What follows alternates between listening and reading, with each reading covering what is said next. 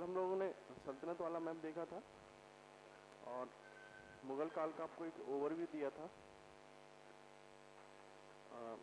कोई आपकी लोगों की कल की क्लास से रिलेटेड कोई क्वेरी हो तो पूछ सकते हैं आप लोग।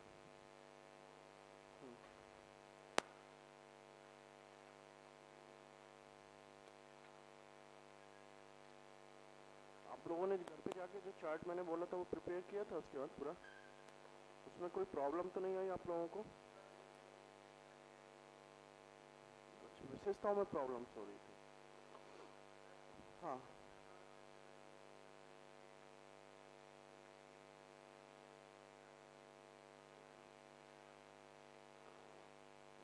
जैसे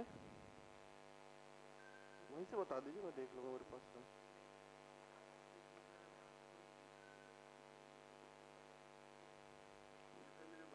बड़े में देखा था ना, इस वजह से बड़े में आपने देखा, इसीलिए तो मैंने बोला ना कि उसको जो है दोनों मैप के साइज को उसमें रेशियो में आप देख लीजिए तो वो आ जाएगा आपका। ठीक है ना, एक्चुअली यही प्रॉब्लम होती है उसमें। ठीक है ना, आपने जो था कि वॉल मैप में देखा होगा, आपके रूम में लगा होगा बड़ा मैप, तो उसमें आपने देखा होगा तो वो बड़े मैप में होता है। ठीक है ना, और मैंने आपको पहली क्लास में ही बताया था कि जो यहाँ पे जो लोकेट किया जाता है वो डिस्ट्रिक्ट की लोकेशन लोकेट की जाती है, एग्जैक्ट जो प्लेस होता है उसकी लोकेशन नहीं हो पाती है। जैसे तराइन है तो तराइन जिस डिस्ट्रिक्ट में है उसकी लोकेशन लोकेट की गई है। ठीक है ना, ना कि एग्जैक्ट तराइन की। यही रीजन होता है कि यूपीएससी भी ये बात जानता है, यही कारण होता है कि वो सर्कल करके वहाँ पे देता है, उसको लोकेट करता है और उसको फिर सर्कल कर देता है। वो सर्कल का करने का कारण ही यही है उसका कि वो आसपास का क्षेत्र उसमें डिस्ट्रिक्ट में पूरे में कौन सा है। और यूपीएससी ने ऐसा कभी नहीं किया है आज तक की हिस्ट्री में कि एक ही डिस्ट्रिक्ट से लेके एक राज्य से तो वो पूछ सकता है एक से अधिक प्लेसेस, लेकिन ऐसा आज तक कभी नहीं किया है उसने। ना प्लॉट जब करने के लिए आता था, ना जब से आइडेंटिफिकेशन के लिए आया है कि एक ही डिस्ट्रिक्ट से जो था कि उसने 2 प्लेस पूछे। हाँ, तो ये आप बेफिक्र रहिए इस चीज़ के लिए। और चूंकि कल आपका टेस्ट है तो 10 प्लेस उसमें मैं दूंगा आप लोगों को। ठीक है ना, तो उससे आपका जो है कि प्रैक्टिकल पता चलेगा कि जो प्रॉब्लम्स वहाँ पे आती हैं। अभी तो मैंने आप लोगों को बताया, अपना अनुभव शेयर किया, जब आप खुद उससे जूझेंगे तब आपको पता चलेगा कि, और जो मेरा मेथड है उसकी खासियत आप लोगों को तब पता चलेगी। ठीक है ना, 10 प्लेस होंगे, बड़ा इजी होगा। ठीक है ना, और जो लोग रिवाइज नहीं करके आएंगे उनके लिए वो टफ पड़ेगा। ठीक है ना, आराम से करना, बहुत इजी से रहेगा। आप डिस्क्रिप्शन भी लिखना होगा उसमें। आप यदि आइडेंटिफाई सही करते हैं तो उस पर आपको 1.5 यानी 1.5 नंबर मिलेगा, और आप सही डिस्क्रिप्शन भी लिखते हैं तो उसमें पूरा 2.5 नंबर मिलता है। तो कोशिश करना कि आइडेंटिफाई कर लें आप। हाँ, सल्तनत काल से। ठीक है ना, सल्तनत काल का ही आएगा क्योंकि मुगल में अभी पूरा भी नहीं हुआ है। जो 2 मैप हैं, 30 प्लेस हैं, 30 में से 10 प्लेस आप लोगों का आएगा। ठीक है ना, 30 में से 10 प्लेस आप लोगों का आएगा। हाँ, बोले थे पर चूंकि स्टूडेंट भी कम है अभी, ठीक है ना, नहीं आए हैं, और मेरे को केवल यह देखना है कि आप अभी आइडेंटिफाई सही से कर पा रहे हैं या नहीं कर पा रहे हैं। क्योंकि 30 आपको पता है कि इन्हीं 30 में से आना है, उसके बावजूद भी आप देखना कि आपको बहुत परेशानियां उसमें होंगी। ठीक है ना, जो है तो उससे आपको पता चलेगा कि जब हमको पता होने के बावजूद भी हमको यहाँ पे इतना चैलेंजेस आ रहा है, तो उससे आपको वास्तव में पता चलेगी कि मैप पे मेहनत करने की ज़रूरत होती है, नहीं तो बहुत ईजी में ले लेते हैं। इसलिए देखिए, क्लास भी मैं आज ज़्यादा देर की नहीं लूँगा, खुद मेरी भी तबीयत ख़राब है। ठीक है ना, गले से ही पता चल रहा होगा आपको। बेसिक्स आपको बता ही मैं दिया हूँ मैप की। ठीक है ना, उसी पैटर्न पे आपको बढ़ना है। आज क्या है कि केवल रिवीजन मेरे को कराना है आप लोगों का। ठीक है ना, कल मुगल काल वाला भी आपको दिखा दिया। चार्ट में कोई प्रिपेयर करने में कोई दिक्कत आ रही है आप लोगों को? जैसा कि आप तुमने बोला कि विशेषताओं में प्रॉब्लम है, जैसे किसी की बताओ, कोई को। हाँ, हम्म,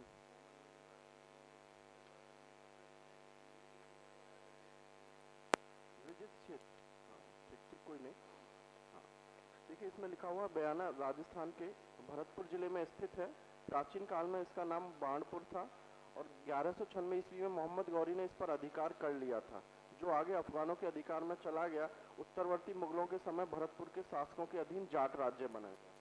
ठीक है, इसमें विशेषताओं में लिखते, ठीक है, विशेषताओं में आएगा कि मोहम्मद गोरी द्वारा आक्रमित किया गया स्थल। आगे लिखोगे जाट राज्य का केंद्रीय क्षेत्र, उत्तरवर्ती लिखा है कि उत्तरवर्ती। और आगे का एक और विशेषता इसमें चाहे तो आप नोट डाउन कर सकते हैं कि मुगल काल में यह स्थल जो है नील की खेती, नील उत्पादन के लिए प्रसिद्ध रहा था। नहीं भी लिखेंगे तो जब आप मुगल काल की अर्थव्यवस्था पढ़ेंगे और शिल्प एवं उद्योग वाले जो चैप्टर पढ़ेंगे उसमें सर खुद लिखाएंगे। और मेरी बुकलेट जो आपको लिखी है, प्रिंटेड मटेरियल वाली जो बुकलेट है आपको मिला होगा मध्यकालीन भारत 2, उसमें कई बार जिक्र आएगा बयाना का।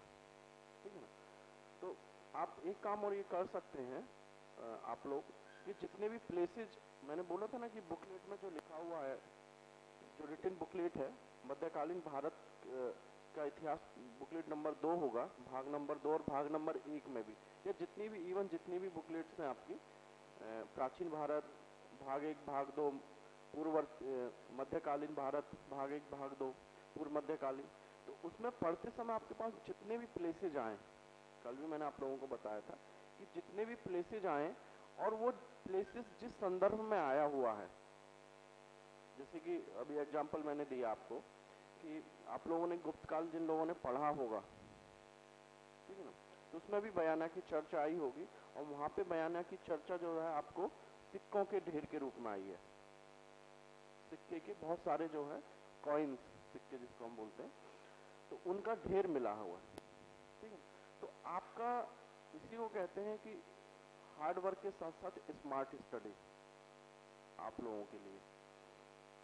आप लोगों का काम ये होना चाहिए कि लगा कि हाँ बयाना है, तो जहाँ पे प्लॉट आपको दिया गया है करके बुकलेट में ही आप लोग क्या करेंगे, उसी उसमें लिख लेंगे वहीं पे। यदि गुप्त काल में बयाना नहीं दिया गया है, सपोज करो गुप्त काल के प्लेसेज में बयाना नहीं दिया गया है, ठीक है ना, तो बयाना यदि मुगल काल में दिया जा रहा है आपको या दिल्ली सल्तनत में दिया जा रहा है और आप पीछे पढ़ चुके हैं उसके बारे में, तो अब आप क्या करेंगे कि जहाँ पे ये डिस्क्रिप्शन लिखा हुआ है इस बुकलेट में, उसी में आप एक लाइन जोड़ लेंगे कि गुप्त काल में यहाँ से सिक्कों का ढेर प्राप्त हुआ है।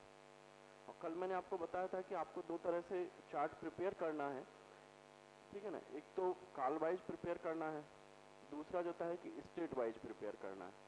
तो जब दोनों आपका प्रिपेयर हो जाएगा तो इस बुकलेट की आपको फिर ज़रूरत नहीं पड़ेगी, यानी कि वो खुद का आपका अपना नोट्स होगा और उसको रिवाइज आप बहुत ईजिली कर पाएंगे। एग्जाम टाइम में भी जो होता है कि बहुत क्विकली रिवाइज कर पाएंगे, क्योंकि जब अपने हाथ से खुद प्लॉट किया हुआ रहता है तो खुद को याद रहता है उसमें, और कोई कन्फ्यूजन भी आप लोगों को वहाँ पे नहीं होगा। इसी तरह जो भी चीज़ें आएँ, ठीक है ना, कल एग्जाम्पल भी मैंने दिया था काबुल का और कांधार का, आपको एग्जाम्पल दिया कि 2-3 बार आएगा अलग अलग काल में। तो अब आपका दायित्व यही बन जाता है कि जो किस काल का है वो, ठीक है ना, आप इस बुकलेट में भी अपना ऐड ऑन करेंगे और आपको अपना जो नोट्स खुद का जो प्रिपेयर करेंगे, चार्ट बनाएंगे उसमें भी आपको ऐड ऑन करेंगे। वो विशेषताओं वाला जो कॉलम है ना, उसी में आप ब्रैकेट में भी कर सकते हैं, लिख सकते हैं कि मुगल काल से भी मिला है, मौर्य काल में भी इसकी चर्चा आई है, आधुनिक काल में भी हम लोग देखते हैं, ठीक है, ये रहेगा आपको। और अब जब आईआर जब पढ़ते हैं आप लोग, आईआर पढ़ते हैं, ठीक है ना, तो आईआर के संदर्भ में भी आप लोगों को मैप जरूर देखना होगा। प्रीलिम्स में भी क्वेश्चंस पूछता है कि यह स्थल कहाँ से है, अभी हाल ही में चर्चा में रहा था यह स्थल कहाँ पे, तो मैप देखने की आप आदत डालिए उसमें, इससे बहुत फायदा होगा आप लोगों को। अब जैसे कि सोमनाथ वाला था विशेषताओं में, उसमें केवल एक लिखेंगे कि एक मंदिर स्थल, ठीक है, वो मंदिर के रूप में ही आपसे पूछा जाएगा, ठीक है। अभी सपोज करोगे आपसे पूछ लेता है कि गजनवी के महमूद गजनवी के द्वारा जो भारत पर आक्रमण किए गए उसके क्या निहितार्थ थे या उसने भारत को कैसे प्रभावित किया। तो अब आपके पास जब मैप के थ्रू पता है कि यहाँ पे आक्रमण किए, तो आप यदि आपको यह नहीं पता होगा कि कहाँ पे आक्रमण किया, उसका क्या प्रभाव पड़ा, तो फिर तो आपको ये ऐसा होगा कि जैसे कि आप अंधेरे में तीर चला रहे हो। सपोज करो यही क्वेश्चन था, आपको पता है कि उसने सोमनाथ पे अटैक किया और वहां से उसको लूटा, धन लेके गया। इसी हिसाब से उसने बयाना पे किया, तो क्या वहां की स्थिति थी। तो मैप के थ्रू यदि आपको वो चीजें पता होंगी, 2-3 प्लेसेस पता होंगे, फैक्ट पता होंगे कि हाँ यहाँ पे उसने आक्रमण किया, तो आप कम से कम 50% मार्क्स के लायक आप क्वेश्चन को डील कर ले जाएंगे। और अधिकतर क्वेश्चंस ऐसे ही यूपीएससी में आते हैं वो जिनका कोई पता नहीं होता है, और उनको टैकल करने का स्कोप कहाँ पे है, तो उसमें आपको सब देखना पड़ता है। पूरा एक ब्रॉड एरिया में आपको पता होना चाहिए। कहीं से यदि एक क्लू मिल जाता है ना, एक क्लू मिल जाता है एग्जाम हॉल में, तो हम पूरा आंसर लिख देते हैं। यहीं पे तो दिक्कत होती होगी ना आपको कि अभी कहते हैं कि सर लेकिन लिख नहीं पाते हैं, लेकिन एग्जाम हॉल में उल्टा होता है। यदि आपको एक क्लू पता चल गया ना कि हाँ ये है, तो उसी पे यदि आपकी यही इसी को बोलते हैं राइटिंग स्किल, मैनिपुलेशन, इसी को विश्लेषण बोलते हैं आगे। और कई बार क्या होता है कि जब अपना ओरिजिनल विचार निकल के आता है ना, तो कई बार बहुत सटीक होता है। और सटीक होता है तो एग्जामिनर जब उसको पढ़ता है तो उसको कुछ नई चीजें मिलती है ना, तो बड़ा इन्फ्लुएंस होता है और बड़ा मार्क्स देता है।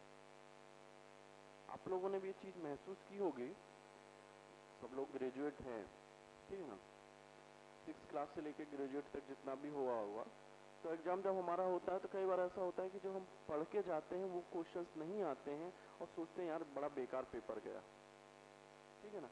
और जब रिजल्ट आता है तो देखते हैं यार सबसे ज्यादा मार्क्स उसी में आते हैं। सोचा क्यों?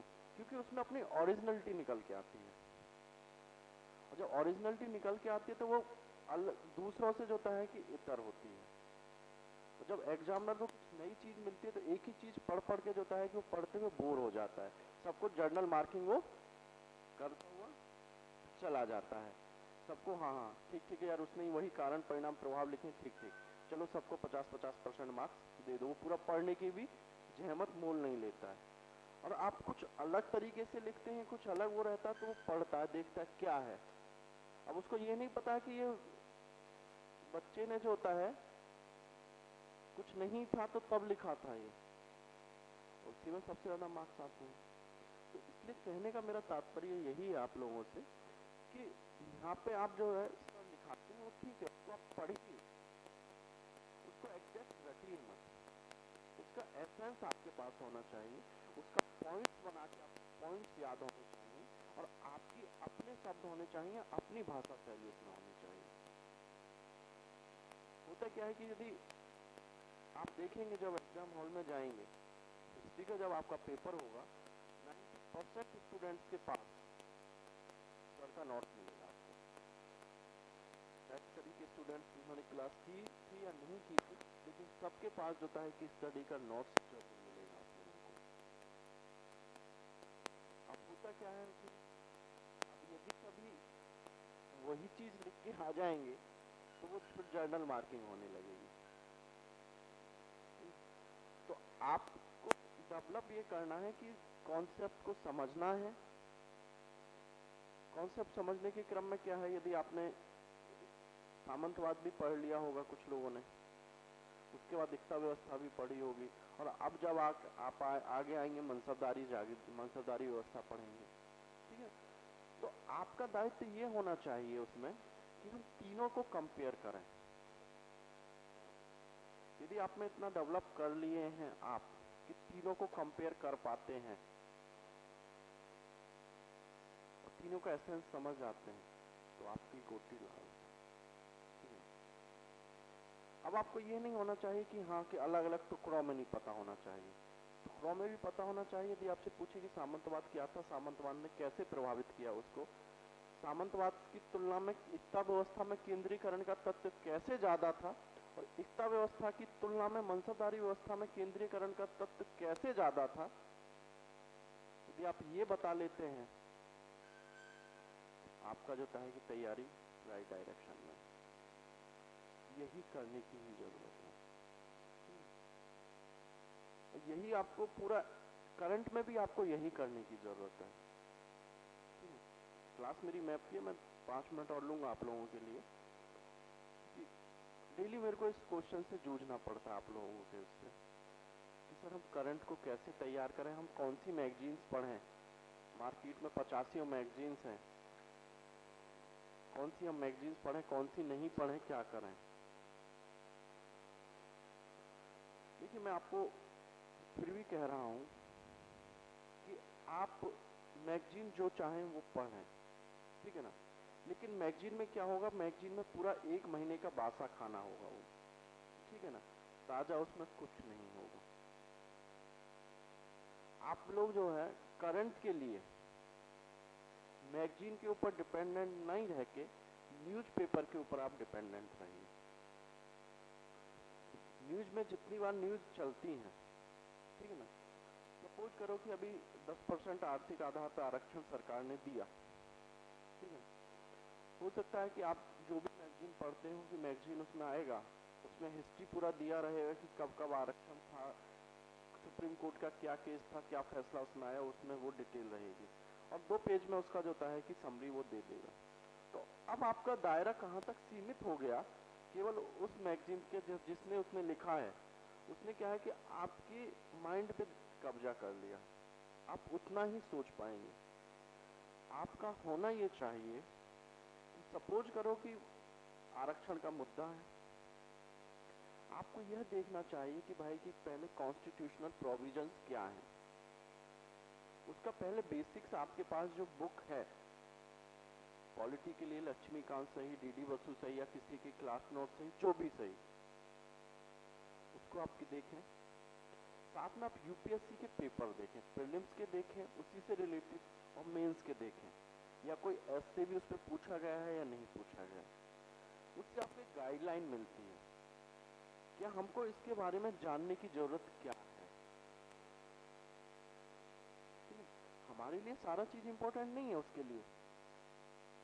अब आरक्षण पे हमको बहस नहीं करना है और हमारी बहस करने से कुछ होने वाला नहीं है। ये बताइए कि यदि हम आपस में, यदि आप 4 मित्र हैं, 2 उसके फेवर में, 2 उसके अगेंस्ट में हैं, हाँ फेवर अगेंस्ट में आप हो सकते हैं, उनका आप व्यू सुनिए, उस पर जो होता है कि बहस करने से कोई फायदा नहीं है। ऐसा तो नहीं कि गवर्नमेंट उसको वापस ले लेगी या गवर्नमेंट उसको और बढ़ा देगी। आपका दायित्व इतना होना चाहिए कि यदि कोई बात रैशनल है उसमें कि हाँ इस आधार पर उसकी आलोचना की जा रही है, इस आधार पर इसको सही बताया जा रहा है, तो आपके पास वो बिंदु होने चाहिए, उसका कॉन्स्टिट्यूशनल प्रोविजन जो है वो होना चाहिए। और ये आपको व्यू कहाँ से मिलेंगे, जो आप डेली न्यूज़पेपर पढ़ेंगे, ठीक है। जब से मुद्दा डेली न्यूज़पेपर में कोई ना कोई आर्टिकल इस पे आ ही रहा है, चाहे कोई भी न्यूज़पेपर पढ़िए, इंग्लिश वाला पढ़िए, हिंदी वाला पढ़िए, या कुछ भी सुनिए, ठीक है। तो अब आपके पास होगा क्या, आपकी खुद की एक मैगजीन तैयार हो जाएगी। जब तक मार्केट में वो मैगजीन आएगी तब तक आपके पास खुद एक मैगजीन तैयार भी होगी। सपोज करो कि आपने जो है एक बार एक टॉपिक को उठाइए, एक दिन में देखिए कि हाँ अभी मुद्दा, हाईलाइटेड मुद्दा ये चल रहा है,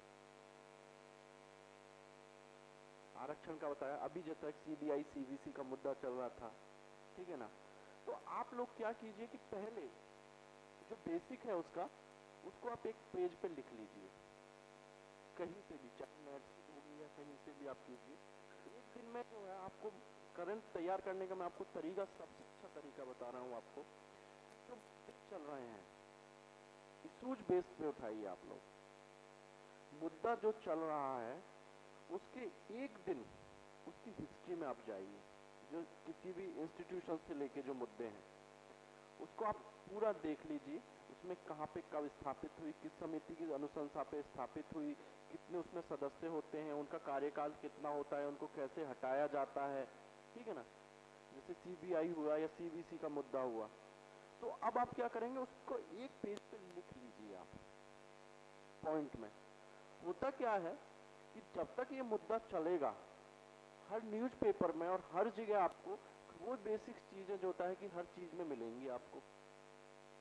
जब आप एक बार उनको पढ़ चुके हैं, आपको वो याद है, तो दो बार बार उनको पढ़ने की आपको जरूरत नहीं पड़ेगी। और यदि उसमें कुछ नई चीज है जिसको आप छोड़े हुए हैं, तो वहां पे वो ऐड ऑन हो जाएगी, ठीक है। इससे क्या होगा कि आपका ट्रेडिशनल वाला जो पार्ट है वो पूरा आपका कवर हो गया होगा। उसके बाद क्या उसमें पक्ष में मुद्दे हैं?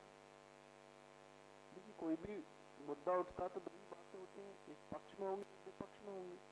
तो उसके क्या पॉजिटिव पक्ष में क्या बातें जा रही हैं, विपक्ष में क्या बातें जा रही हैं, और आपका एक संतुलित व्यू क्या है, वो आप एक पेज पे लिख लीजिए। इतने की ही आपको जरूरत है। अब इसमें क्या रहेगा कि आपको चाहे मुद्दा ये पूरा 2 महीने चले, 1 महीने चले, कितने ही दिन चले, अब आपका जो रेस्ट ऑफ टाइम है, यदि आप 2 दिन इस पे काम कर लेते हैं एक टॉपिक पे, तो उसके बाद उस टॉपिक को आपको देखने की भी जरूरत नहीं है। उस टॉपिक में क्या होगा, यदि कोई नया आर्टिकल आया तो आप देखेंगे हाँ ये सब बातें तो पुरानी है, ये सब पढ़ चुके हैं, कोई नहीं, नया बिंदु उसमें मिला, तुरंत अपना उसी में एड ऑन कर लिया, नोट डाउन कर लिया। अब होगा क्या कि मंथ के लास्ट में मैगजीन आप कोई भी खरीदेंगे, एक मैगजीन जो आप खरीदते हैं, कोई भी आप खरीदिए, ठीक है ना, मैगजीन आपने खरीदा, वो टॉपिक उसमें दिया ही रहा होगा। अब आपका दायित्व यह बनता है कि पहले आपने जो नोट्स अपना बनाया है, जो 2-3 पेज में जो मुद्दे को उसने बनाया है, उसको आप पहले पढ़िए, एनालिसिस। उसके बाद वो मुद्दा यदि उसमें मैगजीन में या कहीं पे आप जो पढ़ रहे हैं उसमें दिया हुआ है, उसको आप पढ़िए। उस मैगजीन में या उस टॉपिक से यदि कोई नई बातें आपको पता चल रही हैं, तो वो और ऐड ऑन कर लीजिए, नहीं तो उसको रेस्ट ऑफ को रहने दीजिए। अब होता क्या है, मैं आपको बताऊं कि यदि आप हम इस चीज को फॉलो नहीं करते हैं, तो हमको क्या लगता है कि डेली न्यूज़पेपर पढ़ेंगे, डेली उतनी ही बातें सब में मिलेंगी, और जब मैगजीन पढ़ेंगे तब फिर वो बातें हमको पढ़ना पड़ेगी, तो कितना टाइम किल होगा हमारा। और उस पर आपकी एक समझ खुद की डेवलप हो गई होगी, उसमें कुछ आपके अपने व्यू होंगे, तो उसको वो आपको प्रीलिम्स में भी काम करेगा, मेंस में भी काम करेगा, इंटरव्यू में भी काम करेगा, आपका एस्से में भी काम आएगी वो चीज। आपको ये एस्से तैयार करना है। आप टारगेट बना के देखा कीजिए कि हाँ अभी क्या क्या हाईलाइटेड मुद्दे चल रहे हैं। यदि मुद्दों पे काम आप कर लेंगे तो आपको कोई नहीं रोक सकता। इस चीज के लिए पीआईबी आप सबको पता होगा, इंफॉर्मेशन ब्यूरो का, उसका डेली का डेली सारे मंत्रालय में जो चीजें हुई हैं, जैसे हुई हैं, उसकी सारी उस पर डाला रहता है, और उसमें आप पीछे भी देख सकते हैं, पीछे भी जाके, ठीक है। तो आप लोग क्या किया कीजिए, डेली का अपना एक आधे घंटे का टाइम फिक्स कर लीजिए कि हमको पीआईबी पे जरूर जाना है। मेन साइट पे जाइए, पीआईबी समरी वमरी मत देखिए, ठीक है ना। जो लोग समरी देने वाले हैं वो अपने हिसाब से समरी देते हैं, ठीक है। आप आधे घंटे का देखिए, हर उसमें दिया रहता है कि कब कौन कौन से मिनिस्ट्री ने क्या क्या कैसे कैसे काम किया, क्या हुआ, उसको आप देख लीजिए कि कोई इंपॉर्टेंट इसमें न्यूज है, हम लाए वहां से उसको नोट डाउन कीजिए। न्यूज़पेपर पे आप कम से कम 2 से 2.5 घंटे, इवन 3 घंटे भी जाते हैं तो कोई दिक्कत नहीं है आप लोगों के लिए। यदि आपको न्यूज़पेपर पे कमांड हो गई, करंट आपके टिप्स पे होगा। आप लोग कोई भी मैगजीन पढ़ते हैं तो क्या मंथली पूरी मैगजीन पढ़ लेते हैं? नहीं पढ़ते ना, तो पढ़ने का क्या फायदा, उसमें लेने का क्या फायदा। तो उसमें होगा क्या कि जब आपके पूरा 1 महीने का करंट इस रूप में आपको तैयार होगा ना, जब आपके पास मैगजीन आएगी तो मैं गारंटी के साथ कह सकता हूँ कि आपको होना ये चाहिए कि मैगजीन आपने खरीदा है तो वो 2 दिन में खत्म हो जाना चाहिए। 2 दिन क्यों? क्योंकि पहले से आपका सब तैयार है ना, उसमें रेस्ट आप देखिए कि क्या कोई चीज छूट गई थी क्या। कई बार होता है कि न्यूज़पेपर जो आप पढ़ रहे हैं उसमें कवर नहीं किया गया, आपकी नज़र नहीं गई उसमें, या किसी दिन न्यूज़पेपर वाले ने न्यूज़पेपर नहीं दिया आप लोगों को, या हो सकता है कि क्लास थी, टेस्ट देना था, कई चीज़ें दिक्कतें होती हैं, तबीयत खराब थी, तो हो सकता है कि 1-2 दिन की न्यूज़ आपसे छूट जाए और उस मैगजीन में दी हो।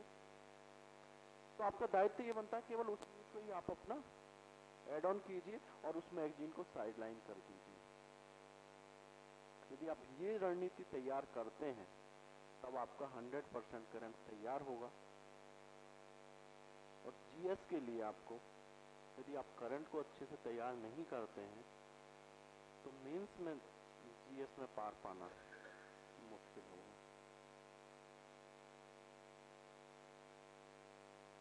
Second paper and third paper, अब तो फर्स्ट पेपर में भी वो ज्योग्राफी में भी पता नहीं साइंस को रिलेटेड करके उसमें भी करंट के क्वेश्चन वो डालने लगा है, और सोसाइटी वाला पोर्शन है तो उसमें भी वो है।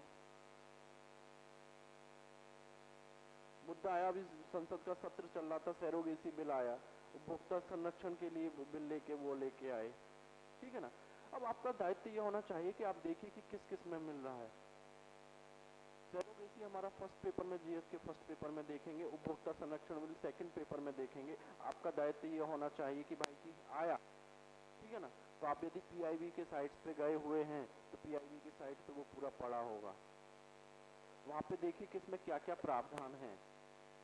और उसके बाद जब आर्टिकल आए, आप कोई न्यूज़ सुने, आप कोई यूट्यूब पे कोई राज्यसभा की डिबेट सुन रहे हो, लोकसभा की डिबेट सुन रहे हो, ठीक है ना, उससे जो आपको बिंदु मिला वहाँ पे आप तैयार कीजिए। आप यदि मैगजीन के भरोसे रहेंगे और आप यह सोचेंगे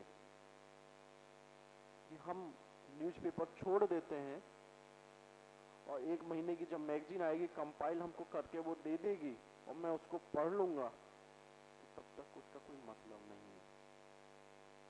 उसमें क्या होगा, केवल आप उसी तक सीमित रहेंगे, आपका आइडिया ब्रॉड नहीं हो पाएगा, आपकी खुद की सोचने की शक्ति इसमें नहीं डेवलप हो पाएगी। तो आप ये कीजिए, कोई भी न्यूज़पेपर पढ़िए जो आपको अच्छा लगता हो,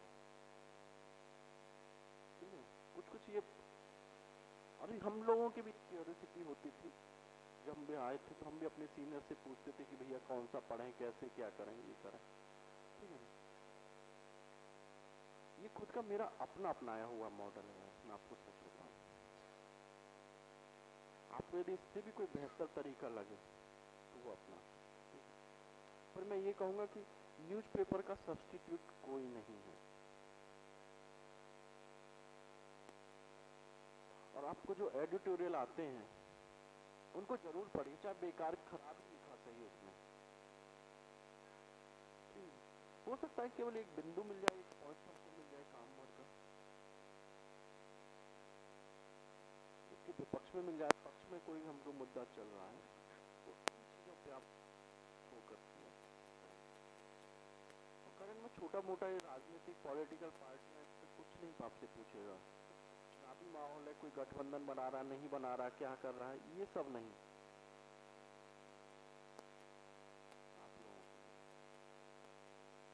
स्पोर्ट्स की न्यूज है, उसमें ज़्यादा कुछ खास होता नहीं है, ठीक है।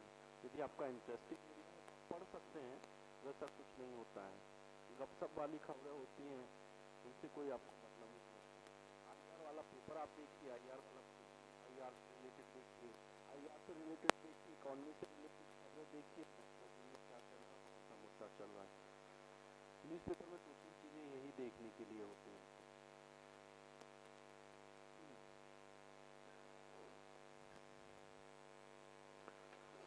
कल मुगल काल वाला हम देखे थे, ओवर भी दिए थे, तो मुगल में भी आप लोगों को उसी तरह से जो है चार्ट प्रिपेयर करना, आप लोगों को अपना कर लेंगे, आप लोग चार्ट प्रिपेयर कर लेंगे ना, ठीक है ना। जैसे कि काबुल वाले में आप लिखेंगे, मैं एक विशेषताएं हिंट कर दे रहा हूँ कि आप लोग बोलते हैं कि हमको विशेषताओं लिखने में थोड़ी दिक्कत हो रही है, तो मैं एक बात हिंट कर दे रहा हूँ, ठीक है ना। देखो इसमें लिखा हुआ अभी आप यदि डिस्क्रिप्शन में देखे होंगे काबुल वाले में कि मौर्य काल, मुगल काल तथा कुछ अन्य कालों में भारतीय साम्राज्य का हिस्सा रहा है। अहमद शाह अब्दाली के पश्चात यह स्वतंत्र अफगानिस्तान का अंग बन गया। अब इसकी विशेषताओं में आप क्या लिखेंगे कि सामरिक दृष्टि से महत्वपूर्ण स्थल, व्यापारिक दृष्टि से महत्वपूर्ण स्थल, मौर्य काल, मुगल काल, ठीक है ना, इस काल का स्थल था ये। इसी प्रकार कंधार की बात करेंगे तो यह भी सामरिक दृष्टि से महत्वपूर्ण स्थल है, व्यापारिक दृष्टि से महत्वपूर्ण स्थल है। यह भी जो होता है कि आपका मुगलों के समय भी रहा, मौर्य काल में भी हम इसका हिस्सा मानते हैं। चंद्रगुप्त मौर्य ने जब पराजित किया था सेल्यूकस निकेटर को, वहीं से तो हिस्से आए थे ये काबुल और कंधार, तभी तो हिस्सा बना था मौर्य काल का। अमरकोट में आपको लिखना होगा कि अकबर का जन्म स्थल, ठीक है। बुरहानपुर, ठीक है, बुरहानपुर में आपको लिखना होगा मुस्लिम संत बुरहानुद्दीन के नाम पर इसका नामकरण किया गया और यह आगे बहमनी सल्तनत के साथ संघर्ष में बहमनी सेना ने इस पर कब्जा कर लिया। नासिर के उत्तराधिकारी मीरान आदिल खान ने यहाँ एक दुर्ग का निर्माण कराया था, ठीक है ना। तो लिखेंगे एक महत्वपूर्ण दुर्ग, ठीक है। बरार का लिखेंगे तो यह भी जो है आपका भी दुर्ग के लिए प्रसिद्ध है, बरार में, ठीक है। और बरार जब आप देखेंगे बीजापुर, ये सब जो है 5 राज्य थे, ठीक है। अकबर ने यहाँ पे आके कब्जा किया था, तो यह भी एक महत्वपूर्ण प्रांत था वहाँ का, ठीक है। जोधपुर किले के लिए फेमस है अपना। किशनगढ़ भी जो है आपकी यहाँ पे बनी ठनी, ठीक है ना। अब देखिए कि लास्ट ईयर क्वेश्चन पूछा था यूपीएससी ने, बनी ठनी पे क्वेश्चन पूछा था ना, किस शैली की वो है, और आपको देखो यहाँ पे दिया हुआ है ऐसा। तो कहने का मेरा तात्पर्य है कि कहाँ से आपको जो इन्फॉर्मेशन है उस चीज को वो कैसे यूज हो जाएगी कह नहीं सकते हम लोग, ठीक है। कालिंजर का किला भी था ये, ठीक है ना, यहीं पे आके शेरशाह सूरी की मृत्यु हुई थी। फतेहपुर सीकरी, यह भी जो है महत्वपूर्ण सांस्कृतिक स्थल है, स्थापत्य कला के लिए फेमस है। और यह भी जो है कि आगरा के पास में अवस्थित है, यह भी एक महत्वपूर्ण मुख्यालय भी रहा था, राजनीतिक सांस्कृतिक केंद्र के रूप में आपसे पूछा जा सकता है। चुनार जो है यह किले के रूप में आपसे पूछा जा सकता है। सासाराम यहाँ पे मकबरा है शेरशाह सूरी का, उसके रूप में फेमस है। अटक आपका किले के रूप में फेमस है, ठीक है। मगहर मैंने बताया था कि यहाँ पे आके कबीर की मृत्यु हुई थी, ठीक है ना। धर्मत जो है आपका ये विद्रोह के लिए जो उनका जो उत्तराधिकार का युद्ध हुआ था उसके लिए फेमस है आपका। कोटा, कोटा जो होता है कि ये आपका मौर्य काल, सॉरी मुगल काल में जो थे राजपूत राज्य, उसमें एक महत्वपूर्ण राज्य कोटा था, ठीक है ना। और यह भी कौन, क्योंकि ये सामरिक दृष्टि से भी काफी महत्वपूर्ण था मुगलों के लिए, इस रूप में ये फेमस है आपका, ठीक है। अगला जो सेकंड वाले पे हम आए आपका, पहले उसमें दिया हुआ बल्क, ये लिखेंगे रणनीतिक दृष्टि से काफी महत्वपूर्ण था। ये पश्चिम एशिया और मध्य एशिया से जुड़ने का एक महत्वपूर्ण पॉइंट था। बल्क की लोकेशन तो आप देख रहे हैं ना, 1 नंबर पे बल्क की लोकेशन आप देख ही रहे हैं। 2 नंबर पे सतारा, ठीक है। सतारा है जो होता है कि आपका यहाँ पे ये किले के लिए भी फेमस था यहाँ पे, ठीक है ना। और ये कुछ समय के लिए शिवाजी की राजधानी भी रही थी सतारा। सामूगढ़, यहाँ भी ये उत्तराधिकार का 3 नंबर पे सामूगढ़ दिया हुआ आपका, आगरा के पास ही है ये। 4 नंबर पुरंदर, किलों के लिए फेमस है पुरंदर का किला, ठीक है। झांसी, ठीक है ना, यहाँ पे भी आपका जो होता है कि ये बुंदेला राज्य का अंतर्गत था और ये भी अपना किले के लिए फेमस है झांसी का, ठीक है। करनाल आप देखेंगे कि ये महत्वपूर्ण युद्ध स्थल के रूप में फेमस है करनाल। अमृतसर सांस्कृतिक दृष्टि से महत्वपूर्ण है। नांदेड़ है आपका, यहाँ पे जो है गुरु गोविंद सिंह का जो है यहीं पे हत्या की गई थी नांदेड़ में। जो 10वें गुरु है, सिखों के 10वें गुरु, उनकी यहाँ पे हत्या की गई थी महाराष्ट्र में। ये जो होता है महाराष्ट्र और आंध्र, अब तो तेलंगाना के बॉर्डर पे ये है। उदयपुर, उदयपुर भी आपका जो है उस समय साहित्यिक दृष्टि से काफी महत्वपूर्ण था, सॉरी सांस्कृतिक दृष्टि से काफी महत्वपूर्ण था और राजपूत राज्यों का महत्वपूर्ण स्थल था। चंपानेर दुर्ग के लिए फेमस है आपका। गुजरात में लोहगढ़ का किला, ठीक है, आप देख रहे हैं लोहगढ़ का, पंजाब के आनंदपुर साहिब में है, ठीक है। पुष्कर अजमेर में सांस्कृतिक दृष्टि से महत्वपूर्ण है आपका। गुवाहाटी ये आपका अहोम राज्य, ठीक है ना, उसका केंद्रीय क्षेत्र था आपका। पलामू जो है आदिवासी क्षेत्र था, इसी को शाहजहां ने अपने अंतर्गत अपने शासन काल में मुगलों काल का हिस्सा इसको बनाया था। और सिवनेर यह भी महत्वपूर्ण एक दुर्ग यानी किला है। आप लोग देखेंगे अपनी उसमें लास्ट में, बुकलेट के लास्ट में दिया हुआ कुछ महत्वपूर्ण किले के रूप में भी आपको दिया गया है।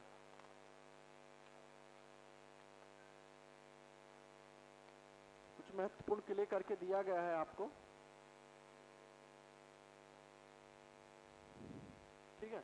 इसमें क्या किया गया है आपको कि इसमें डिस्क्रिप्शन नहीं दिया गया है। इनके बाद डिस्क्रिप्शन इसलिए ही नहीं दिया गया क्योंकि पीछे इसका डिस्क्रिप्शन लिखा हुआ है, और इसके अतिरिक्त आपको कोई और महत्वपूर्ण किले मिले तो वो आप अपने आप से इसमें लोकेट कर सकते हैं। ये एज ए आपको एक एग्जाम्पल के रूप में दिए गए हैं, जो दो पेपर इसमें जो दिए गए हैं आपको, एक महत्वपूर्ण किलों का और एक महत्वपूर्ण पत्तन यानी पोर्ट का। आप ऐसे ही जब जाएंगे एक राजधानियों वाला तैयार करेंगे, एक मंदिरों वाला तैयार करेंगे, ठीक है ना, इसी तरह से आप तैयार करेंगे उसको।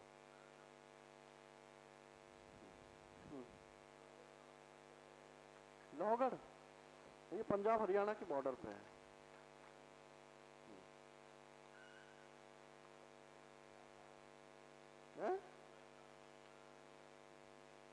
खुरासान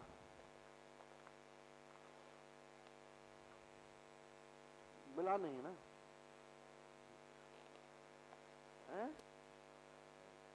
बोलन दर्रा है, हाँ वो इसी को, ठीक है ना, खैबर दर्रा, गुमल दर्रा, बोलन दर्रा। अच्छा आपको अभी मैं बता देता, हाँ क्या एक ही है तवर हिंद सर हिंद, ठीक है। उसका आपको तीसरी क्लास से पहले जो क्लास थी उसमें मैंने दिखाया था, शायद नहीं दिखाया था बोलन दर्रे, मैं अभी आपको दिखा। गोमल भी उसी के पास में ही है, ठीक है ना। एक्चुअली वो लिखा हुआ है, आप जब उसमें जाएंगे, एटलस है आपके पास, एटलस में नहीं दिया हुआ ना, तो इसलिए वो फेमस ज़्यादा नहीं है। आप नेट पे सर्च कर लीजिए उसको, ठीक है ना, वहीं पे, ठीक है। इसलिए महत्वपूर्ण दो ही दर्रे हैं वहाँ पे, खैबर दर्रा और बोलन दर्रा, ठीक है ना, इन दोनों से ही महत्व वो हुए। अब दर्रे तो गुमल दर्रा जो होता है कि दर्रा क्या कि जब पहाड़ी क्षेत्र उसमें से जो था निकासी वाला रास्ता, उसी को दर्रा कह दिया, तो उसमें एक और होगा तो उसको कह दिया, ठीक है ना, इसलिए ये है। खुरासान का आप बात किए तो मोहम्मद बिन तुगलक का खुरासान अभियान की आप चर्चा कर रहे होंगे ना। दो अभियान थे, कराची था, है? कराची कहाँ पे है ये बताइए। कांगड़ा के क्षेत्र में माना गया, ठीक है ना, उसको कांगड़ा तिब्बत वाले क्षेत्र में उसको माना गया। आपको सब खुरासान अभियान सर ने पढ़ाया होगा, आपने बुकलेट पढ़ा था, उसमें क्या लिखा था, उसमें कुछ बात ये भी लिखी थी क्या उस बुकलेट में कि खुरासान अभियान क्यों असफल हो गया, कहाँ पे राजनीतिक स्थिति बदल गई थी, मध्य एशिया में बदल गई थी, ठीक है ना। तो अब यह तो यदि मध्य एशिया में राजनीतिक स्थिति बदल गई, तो चूंकि एक इससे यह तो पता चल रहा है कि वो मध्य एशिया में अवस्थित है, इतना तो आपको कंफर्म हो गया। अब दिक्कत ये है कि मध्य एशिया कौन सा क्षेत्र है, ये जानने की जरूरत है। तजाकिस्तान, उज्बेकिस्तान, किर्गिस्तान, ठीक है ना, जो नॉर्थ वाला जो ऊपर वाला रीजन है, ठीक है ना, यहीं पे। तो उज्बेकिस्तान का जो क्षेत्र था ना, वो उज्बेकिस्तान एक पूरा साम्राज्य का क्षेत्र था, ठीक है ना, कोई एक पर्टिकुलर वो था। जैसे इंडिया को हम कहें ना भारत का, अब भारत को एक क्षेत्र तो नहीं, पूरा एक पूरा कंट्री है, तो यहाँ से लेके ऊपर से लेके नीचे तक पूरा भारत है। तो इसके नॉर्थ वाला जो पूरा क्षेत्र था, ठीक है ना, वो था उसका उज्बेकिस्तान का, ठीक है, ये तो कहने का मेरा तात्पर्य है कि आपको यह पता होना चाहिए उसमें कि वो मध्य एशिया में था या पश्चिम एशिया में। अब इतना तो आपको पता था कि मध्य एशिया में था वो। मध्य एशिया का मतलब कि मध्य एशिया आपको पता है कि जो 5 कंट्रीज हैं, ठीक है ना, जो यूएसएसआर से टूट के अलग होके बने, ठीक है, उन्हीं को कहा गया। तो वो वहीं पे पूरा साम्राज्य उज्बेकिस्तान, और वहीं से आगे आगे आएगा, जब आप पढ़ेंगे उज्बेक आएंगे वहां से आगे अमीर वर्ग में, ठीक है, मुगल काल में आप पढ़ेंगे, और बाबर भी उधर से ही आएगा। इसी हिसाब से आपको जो है इसमें परवर्ती मुगल और मराठा भी आप लोगों को दिया गया है अगले उसमें। परवर्ती मुगल और मराठा,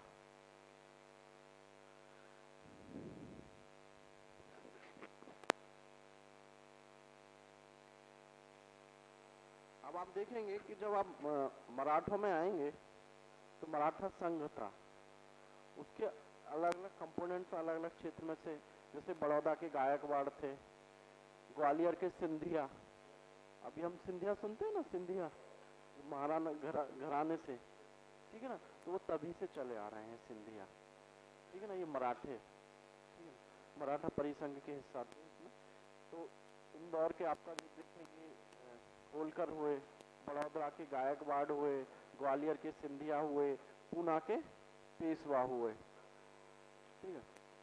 तो इन सबको आपको चूंकि चर्चा आएगी, तो हो सकता है कि कभी आपसे यूपीएससी कभी चाहे तो पूछ सकता है, ठीक है ना। तो इन चीजों को आपको पता होना चाहिए। तो इसी रूप में आपको दिया भी गया है इसमें कि पहले 13 नंबर पे आप देखेंगे तो ग्वालियर दिया हुआ है, परवर्ती इसमें भी यहाँ पे आप देख सकते हैं मैप में भी 11 नंबर पे ग्वालियर, यानी कि ये, ठीक है, 13 नंबर पे, सॉरी, 1 नंबर पे आपको इंदौर दिया हुआ है, इंदौर के आपके होलकर थे, 13 ग्वालियर पे आपके सिंधिया थे, 5 नंबर पे आपको बड़ौदा दिया है, बड़ौदा यानी गायकवाड़ थे, बड़ौदा के गायकवाड़ होते थे। 8 नंबर पे आप देखेंगे पुणे, पुणे का पेशवा होता था। आपको पता होना चाहिए कि जब आप मॉडर्न इंडिया में जाएंगे तो पलासी का युद्ध पढ़ेंगे, तो पलासी कहाँ पे है, 2 नंबर पे आपको दिया हुआ है, ठीक है ना। 3 नंबर पे आपको मुर्शिदाबाद दिया हुआ है, ठीक है। 9 नंबर पे आपको चंद्रनगर दिया हुआ है। 7 नंबर पे आप देखेंगे तो फोर्ट विलियम दिया हुआ है।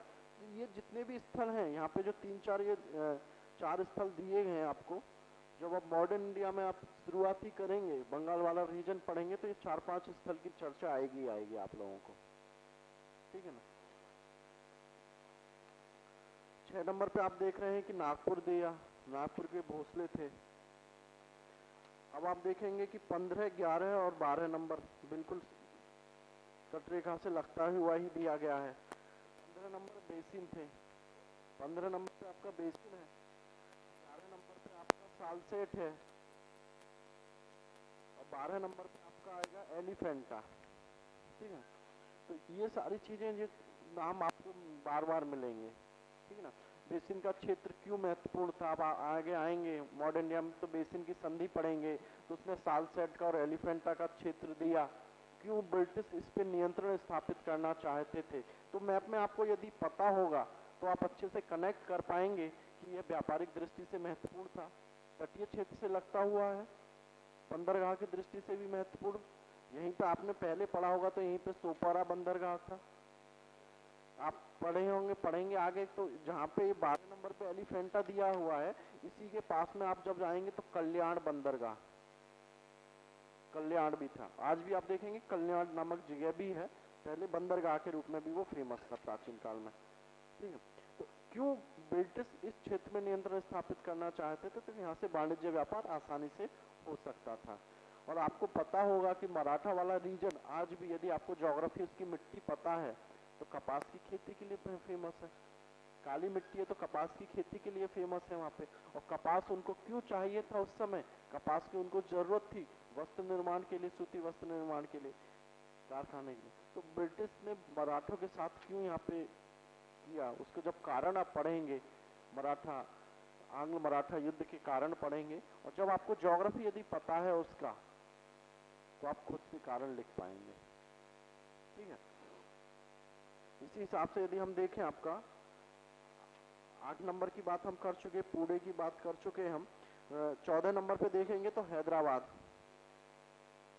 ठीक है, और 4 नंबर पे देखेंगे तो श्रीरंगपट्टम। ठीक है, हैदराबाद में निजाम का राज्य था, श्रीरंगपट्टम यहाँ पे। ठीक है ना, श्रीरंगपट्टम की संधि आपसे मिलेंगे आंग्ल मैसूर युद्ध जब होंगे। ठीक है, 10 नंबर पे हम देखेंगे तो पुलिकट, ये भी एक महत्वपूर्ण बंदरगाह था उस समय का।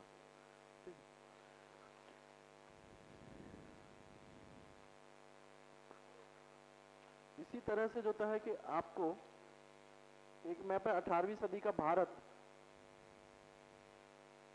इसमें ये महत्वपूर्ण जितने भी स्थल हैं आपका ये पोर्ट बन जाएंगे, सारे पोर्ट के रूप में आपका फेमस है। ठीक है, जैसे कि आपको 11 नंबर पे बक्सर दिया है, बक्सर का युद्ध की आपको चर्चा कर मिलेगी आगे। ठीक है, 2 नंबर पे मुंगेर दिया हुआ है, जब आप जाएंगे कि मुर्शिदाबाद से जो है कि मुंगेर को अपना वो बनाया सैन्य मुख्यालय। मुर्शिदाबाद कहाँ पे था और मुंगेर कहाँ पे, क्यों महत्वपूर्ण हो गया, क्यों बनाया होगा उसने? बक्सर का युद्ध यहाँ ही पे क्यों लड़ा गया? पलासी का तो देखा हमने यहाँ पे लड़ा गया, बक्सर का युद्ध वहाँ पे क्यों हुआ? क्योंकि अवध का भी नवाब उसमें शामिल था जब बक्सर के युद्ध में था, और मुगल बादशाह भी उसमें शामिल था, और बंगाल का नवाब तो था ही था। ठीक है ना, तो तीनों ने जो है कि वहाँ पे मिलकर लड़ा के उनको लगा था कि हम अपने अच्छी पोजीशन में रहेंगे ब्रिटिश का, लेकिन बात उल्टी रही, ये अलग बात है। 13 नंबर पे हम देख रहे हैं आपका जंजीरा है। ठीक है, बंदरगाह के रूप में भी फेमस था। 10 नंबर पे मुसलीपट्टम। 6 नंबर पे आप देख रहे हैं अर्काट, जब आप कर्नाटक युद्ध पढ़ेंगे तो अर्काट का नाम आपको आएगा ही आएगा। ठीक है, 5 नंबर पे वो बांडीवास, ये भी बांडीवास का युद्ध आएगा कर्नाटक युद्धों में। ठीक है, 9 नंबर पे आप देखेंगे पांडिचेरी, पांडिचेरी का नाम आएगा ही आएगा उसमें। 4 नंबर पे सेंट फोर्ट डेविस, ये भी आपका जब आंग्ल फ्रांसीसियों से संबंधित स्थल है, जब आंग्ल फ्रेंच युद्ध जब होंगे, आंग्ल कर्नाटक वॉर जब होंगे, जिनको आंग्ल फ्रेंच युद्ध भी कहा जाता है, तो इसमें ये सब नाम आएंगे आपका। 15 नंबर पे देखेंगे तो नेगपट्टनम। ठीक है ना, और जब अभी आज से 10-12 साल पहले जब सुनामी आई थी, तो उसी में जो है कि सबसे पहले ये पूरा जो क्षेत्र था नागपट्टनम पे ही सबसे ज्यादा उसने कहर बरपाया था, 2004 में जब सुनामी आई थी। ठीक है, 7 नंबर पे आप देखेंगे त्रावणकोर। 14 नंबर पे आप देखेंगे कविलोन। 3 नंबर पे आप देखेंगे कोच्चि। ठीक है, 12 नंबर पे आप देखेंगे मैंगलोर। 8 नंबर पे आपको गोवा दिया हुआ है, और 1 नंबर पे आपका कोल्हापुर है, और 13 नंबर पे आपका जंजीरा। यह भी जो है कि महत्वपूर्ण, इसमें से जो है जंजीरा भी महत्वपूर्ण बंदरगाह था आपका। 12 नंबर पे जो दिया गया है आपको मैंगलोर, ये भी महत्वपूर्ण बंदरगाह था। 3 नंबर पे कोचीन दिया गया है। आगे भी आपको दिए, अगले जो उसमें दिया है आपका पत्तन के रूप में जो दिया गया है मैप, किलों के अतिरिक्त पत्तन के रूप में, इसमें आप देखेंगे 2 नंबर से आप देखिए, पहले नंबर पे लोथल लिखा हुआ है गुजरात में, लोथल के पास 9 नंबर पे आपको लिखा हुआ होगा खंबात। ठीक है, 5 नंबर पे आपको लिखा हुआ होगा सोपारा। 14 नंबर पे आप लिखा होगा बेसिन। ठीक है, 2 और 3 नंबर पे आप देखेंगे तो बलूचिस्तान वाले क्षेत्र में सुतका गेंडोर और सुतका को। 4 नंबर पे आप देखेंगे बालाकोट। 12 नंबर पे आप देख रहे हैं देवल। 13 नंबर पे आप भटकल देख रहे हैं। 18 नंबर पे आप गलत वो हो गया, 18 नंबर नहीं है, ठीक है ना। 16 नंबर पे आप लोग देखेंगे कालीकट। 10 नंबर पे आप देखेंगे मुजरिस। 15 नंबर पे मुसलीपट्टम देख रहे हैं। 7 नंबर पे आप है अरिकमेडू। 8 नंबर पे कावेरी पत्तनम है। 11 नंबर पे कोरके है। 17 नंबर पे तुतीकोरिन है। 6 नंबर पे आपका ताम्रलिप्ति है। तो ये महत्वपूर्ण बंदरगाह है आपका। तो अब आपका दायित्व काम यही बचता है कि इसी तरह से जो है आपको पूरे मैप को तैयार करना है, ठीक है। तो आपका कल टेस्ट है, ठीक है, और मैप का भी उसमें 10 प्लेस होगा और आपका 4 क्वेश्चन लिखने के लिए भी उसमें होगा। सर ने बता दिया होगा कहाँ से कहाँ तक टेस्ट आएगा। सल्तनत और विजयनगर ब्राह्मणी राज्य है ना, भक्ति सूफी और सल्तनत है। विजयनगर ब्राह्मणी कितने है, वो भी है ना विजयनगर ब्राह्मणी। कहने का तात्पर्य है कि मुगल से पहले का जो है सल्तनत से शुरू जहाँ से आपका हुआ, कुतुबुद्दीन ऐबक से जहाँ से शुरू आपका हुआ और बाबर से शुरू होने से पहले तक का जितना भी है उससे आपका पूरा रहेगा, ठीक है ना। आप जाइए अभी अच्छे से रिवाइज कीजिए। हाँ, केवल सल्तनत काल का मैप से रहेगा। सल्तनत काल जो आपको कराया गया था, सल्तनत फर्स्ट और सेकंड जो मैप बुकलेट में दिया गया है उसी से आपको 10 प्लेस रहेंगे और उसका डिस्क्रिप्शन आपको लिखना है। और डिस्क्रिप्शन में आप लोग ध्यान रखेंगे कि 30 वर्ड से ज़्यादा नहीं लिखेंगे और डिस्क्रिप्शन आप पॉइंट वाइज में देंगे। पहले पॉइंट में लिखेंगे कि यह स्थल वर्तमान में कहाँ पे अवस्थित है, फिर उसकी 2 उसमें विशेषताएं लिखेंगे जिस रूप में आपसे पूछा जाएगा, ठीक है।